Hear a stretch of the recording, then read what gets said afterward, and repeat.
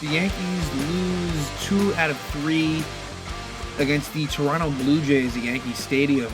They lose the first 2, then they win the third game. So yet another series where there is no rubber game, which is, again, just funny because I think that they probably led baseball where there was a lot of splitting of the first 2 games.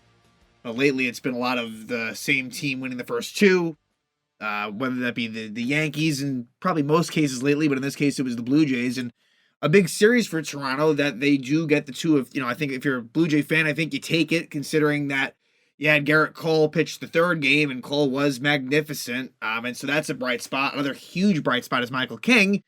But, one big negative that I want to discuss is Giancarlo Stanton, who in the first game went 0 for 4 with 2 strikeouts and a couple of double plays as well. I believe it was 2. Yeah, 2 double plays. And then in the second game, I think it was 0 for 4 with a strikeout. Just want to confirm that. And I believe his batting average is down to 188. Yeah, 0 for 4 with a strikeout. Batting average down to 188. Slugging percentage down to 694. Trying to think if there's any housekeeping items to discuss before going into some Stanton talk. I don't think so. I know Wandy is dealing, I think, with a triceps injury. Not anything enough to put him on the IL, but he hadn't pitched in a bit since the Red Sox series. So it's been about a week since he's pitched. And Everson Pereira, not an IL situation, but he hasn't played as well. In the similar time frame, little hamstring issue, but I think he'll probably be okay.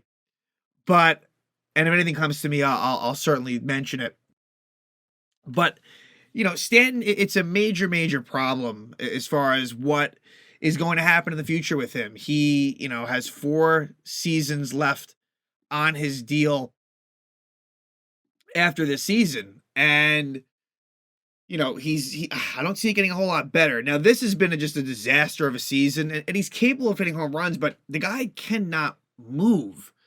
He has got to be one of the slowest. So when I say slow, it's like he can't move. Like Alejandro Kirk is technically slower than him, but I guess this current version of Giancarlo Stanton is like it's intentionally, in some ways it's intentionally slow, because he knows that if he actually tries to bust it, he'll probably hurt his hamstring or something. So he's like guarding it.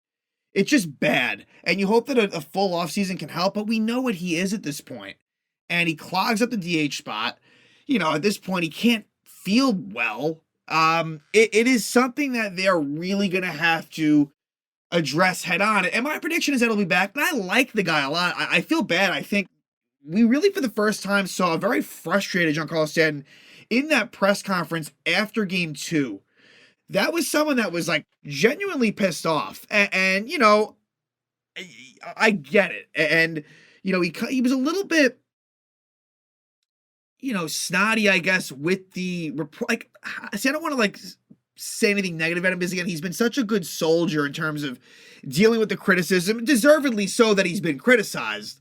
But I just feel like it's getting to him. And I wonder, look, I'm sure he'll play off the string here, but may as well just shut this. I don't know. You may as well just shut this down. But it seems like they're full steam ahead. He was not in the lineup for game 3. I don't take that as anything overly surprising.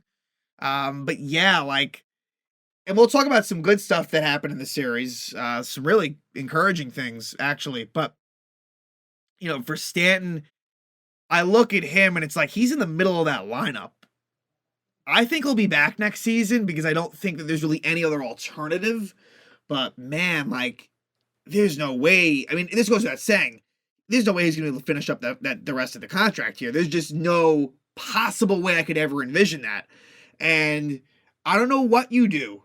I mean, do you add on a legit prospect with Stanton, as a way to convince a team to take on that contract? I'm sure the Yankees would have to eat a lot of it, but it's going to be a conversation point in the offseason is what happens with Stanton. But again, ultimately, I feel like he will be in the plans. And again, part of that is because there's really nothing that you can do about it. But you know that the power is there, but like he's become so all or nothing. This was a guy that like he can like hit the ball to the opposite field, like, and he's become so one-dimensional. Like, of course, home runs was always his calling card. Obviously, that's what he's known for. But like, he was someone that could get you. I mean, he could hit. His batting average has been respectable, and just the last couple of seasons, it has been downright ugly. And so now he's down to 188. Like, and the funny thing was is that before he got hurt this season, and it was early, he was looking pretty good in April. Like looking all right, like looking, and then you were just waiting for that big surge to happen this year, and it never came. You know, he came back, and I thought, all right, maybe he's going to go on a tear here. It just never happened. And so he's getting booed, and I'm not surprised. I'm not surprised that a lot of the anger is directed towards him. He has been someone that has been here since 2018, and, you know, it's gotten worse since 2017. In terms of final result, right? The Yankees made it to Game 7 of the ALCS in 2017. So Stanton comes in, and you're thinking, okay, now they should improve upon that, and they haven't. And I know that's not fair to frame it that way. And Stanton has had his postseason moments. He also has not. You know, I think that while I want to give him a lot of credit for that, let's also not forget what happened in 2018 versus the Red Sox. Absolute disaster what he did in that series, like really bad. But he did make up for it with what he did in 2020, for what he did in 21, last year as well. Had a really big home run against Cleveland in Game 5, that 3-run homer. So, like, has certainly had his moments in recent postseasons. I mean, that wild card game loss to the Red Sox, like, Stanton was like a man on a mission. So that's the thing, is that Stanton in 2021, the numbers were still pretty damn good. I think it was 35 homers, maybe just shy of 100 RBIs, with injuries involved. Not a crazy amount, but like, so he's not so far removed from it, but wow, like, it is really getting worse and worse. And I don't know. I think that we'll table this conversation, but it's a problem. So let's go into this series. Clarke Schmidt, unfortunately, has not been great lately, and I don't think that takes away from the accomplishments that he's had this year. So Blue Jays at the Yankees, Kikuchi on the mound for the Blue Jays, who has really been, from what I can tell, pretty good lately for Toronto. He's someone that I saw as someone that the Yankees, hit around pretty well, whether it be when he was on the Mariners or on the Blue Jays, but lately Kikuchi has been pretty strong. And that was the case again here. He would leave the game. I think it was a neck issue, it seemed like. And his explanation of the game was pretty wild. He said, I didn't get my normal 13 to 14 hours of sleep a night. I only got 11 hours. Like, what? Like, just a pretty interesting comment. Very jealous of that. The fact that a bad night for him is 11 hours of sleep. But Kikuchi goes 5, only allows 4 hits, gives up 1 earned run, 1 walk, 7 strikeouts. Clarke Schmidt. Now, Clarke almost was able to kind of get out of this. What Clarke needs to get better with next year is going deeper into games in terms of pitch efficiency, and then third time through the order, he's really getting knocked around the third time through. So, like, I think this is definitely a success season. Even though the numbers are probably not going to end up looking that good. He's 9-9 with a 4.65 ERA. But still, just the fact that he was able to stick with it. The middle of the season was a good run for Clarke. From mid-May, maybe through August or so, I want to say, maybe a little, maybe it started to get bad at the end of August, but like, really was like very consistent. Didn't always go too deep, which hurts, but always kept the Yankees in the game. So here, only gets 1 strikeout in 5 innings, which again is kind of telling. Like, the swing and miss stuff is not quite there. He's not able to put hitters away. So the Yankees in this one, we saw Isaiah kind of flop to start a couple of games in this series. This one in center field. Oswald Peraza, I also have to say, even though like he had a rough series at the plate, I think he might have been 0 for 7 with 6 strikeouts in the 2 games that he played. This was a game where Higashioka versus the lefty Kikuchi was in the starting lineup. And yeah, and like again, just to talk about the individuals, Anthony Volpe like has is just I was hoping for a better finish to the season, and it just simply hasn't happened. And while there's a lot there, and I think there's a lot to look forward to moving forward, I look at this rookie season as a mixed bag, definitely, and maybe for me a little more negative than positive. But I want to be fair. He's a young kid, and again, for him to hit 20 plus homers and have whatever it might be, 25 or so steals, that's all good stuff. And his defense, for the most part, was pretty solid. Anyway. Toronto takes the early lead on a leadoff homer for George Springer. So Springer was really not having a great year for the Blue Jays. You wouldn't know, like from a Yankee perspective, you wouldn't know it. And he has, made it a thing in his career. He hits a lot of leadoff homers, and he does it here off of Schmidt to the opposite field, makes it 1-0. But the Yankees do score a run in the bottom of the first. It'd be the only run they'd score on the night. A 1-out single by Judge, and then an RBI double by Glaber ties it up at 1. Then in the fourth inning, you get a Bichette single, then Guerrero reaches third on a Peraza error, and then Kevin Biggio gets an RBI single. So the error really didn't Bichette was going to go to second anyway, but it became first and second, no out. And Biggio gets the RBI single, but nothing else after that. It could have gotten bad, but Schmidt was able to kind of hold it down. But the fifth is where it went wrong, where he almost gets out of it. He almost strikes out George Springer. He had a close call he didn't get. It was an 0-2 pitch that could have been called a strike and wasn't. Then he walks Springer, and then Bichette hits a 2-run homer. Bo Bichette, with the big blow here, makes it 4-1 Toronto. And for Clark Schmidt, he ends up going 5 innings, but that was all. Nick Ramirez comes in, pitches the 6th inning. In the bottom of the 6th, I want to say, I want to bring up Stanton. First and second, 1 out. And Stanton hits a double play in a ball in the hole. It was a slow hit ball in the hole.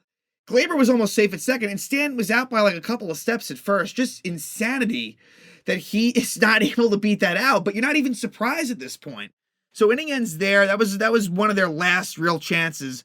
Greg Weisser comes on to replace Ramirez in the 7th inning. We go to the 8th. We go to the 9th. Zach McAllister comes on, and McAllister struggles. McAllister in the 9th, leadoff double Matt Chapman, and then a 2-run homer for Alejandro Kirk.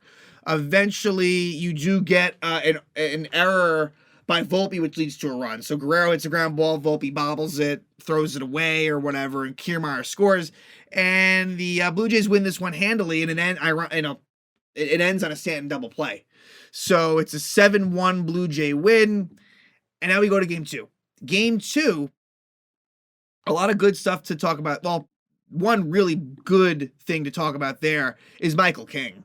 Michael King, you got to be excited about what might happen next season if he can stay healthy. I'm always concerned about that with him.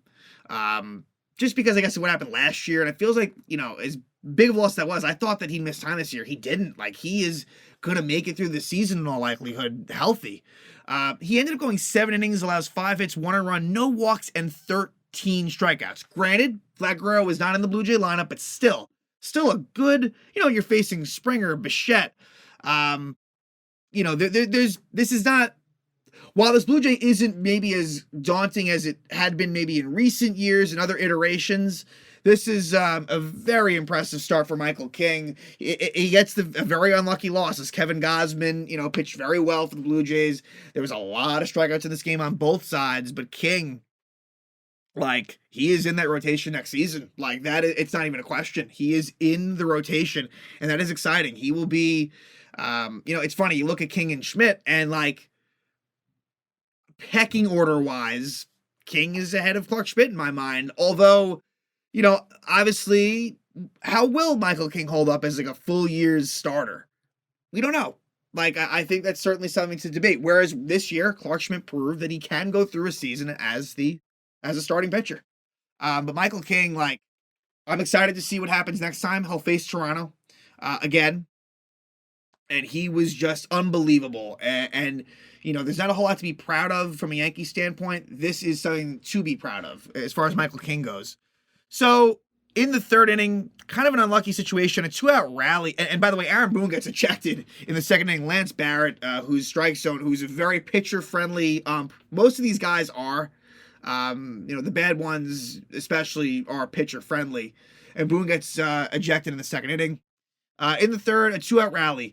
Kiermaier single, Springer single makes it first and third, and then Bichette, it was hit pretty well, but it goes off a King's glove and kind of dies down, and so kind of unfortunate, but it's a Bo Bichette RBI single, makes it 1-0 Toronto. The score will remain 1-0 for a while. Gausman goes 6 strong for Kevin Gausman. 6 innings, 3 hits. No one runs, 3 walks, and 10 strikeouts. Chad Green, the former Yankee Chad Green, comes on for Toronto, and he goes pitches a 1-2-3 inning for the Blue Jays. He strikes out Oswaldo. Peraza strikes out as well. Then Florial grounds out. Tommy Kane, and then in the 8th inning it gets ugly after the King masterful outing. Just sensational.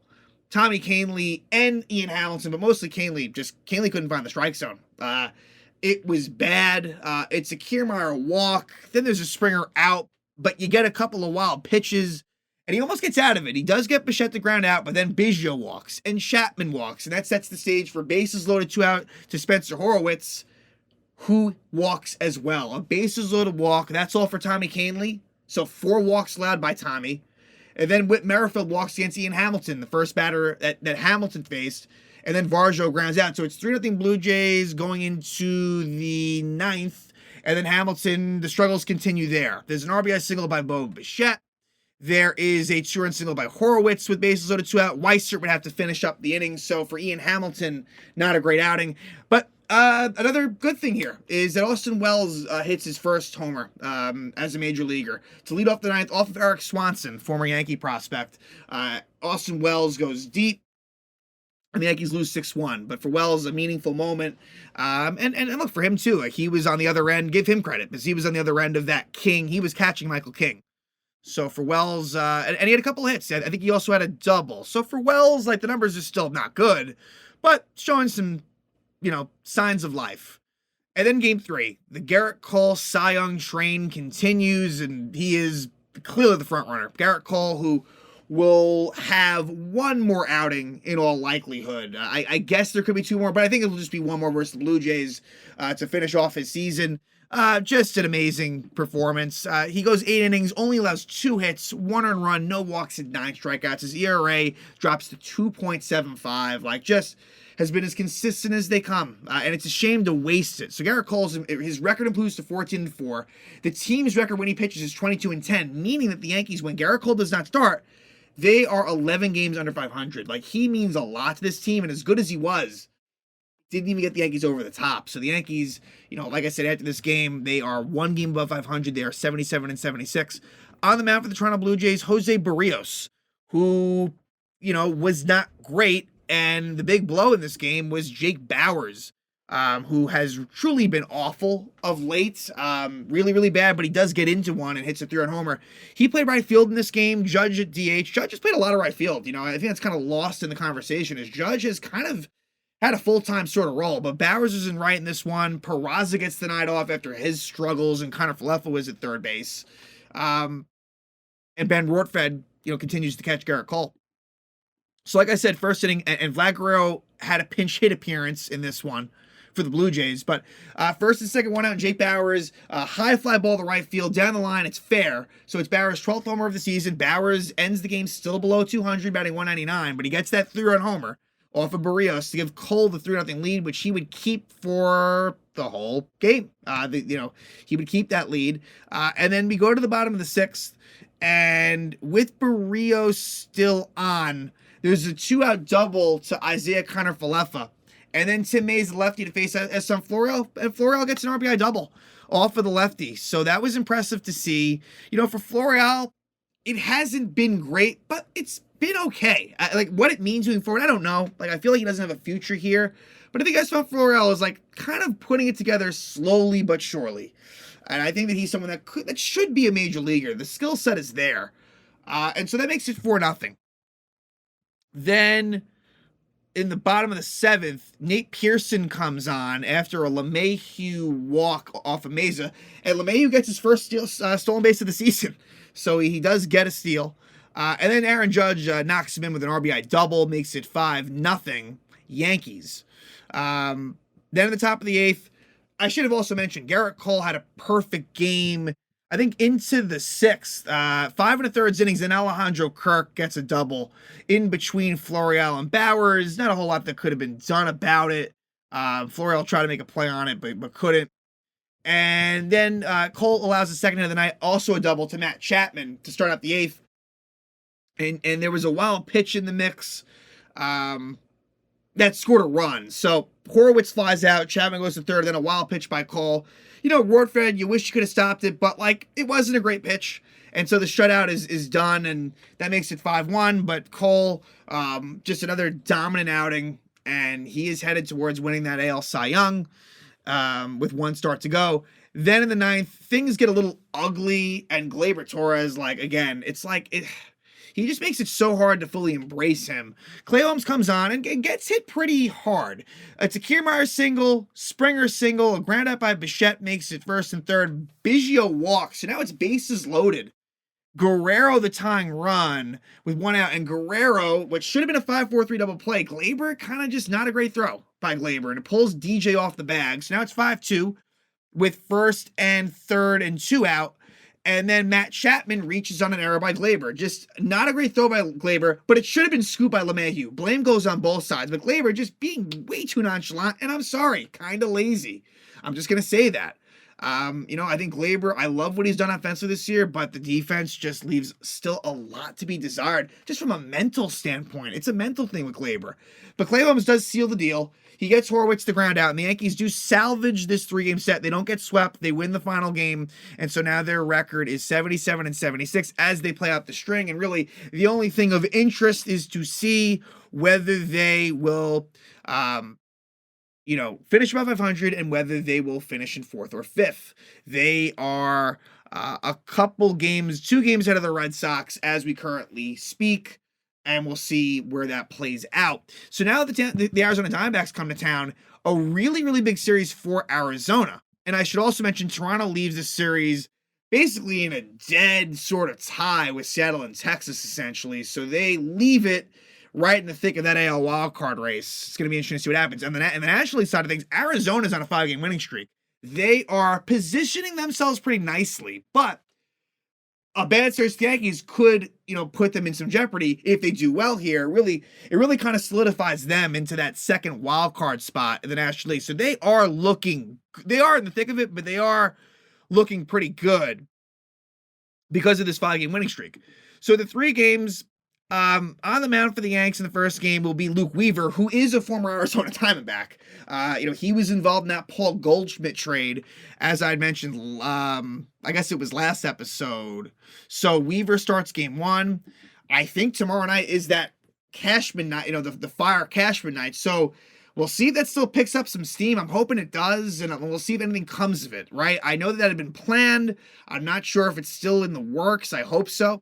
Game 2 will be Carlos Rodon on the mound, and then Game 3 will be Clark Schmidt, and that'll be the last last home game for the Yankees of the season. So last home series against the Diamondbacks, 2001 World Series rematch, and a big series for Arizona as it pertains to their National League wildcard hopes, and for the Yankees, just riding out the rest of the season. We'll see if what happens as far as them, if they will continue that long streak of them finishing above 500, and then also the long streak of them not finishing in last place. So we'll see what happens. Again, Yankees lose 2 of 3 against the Toronto Blue Jays.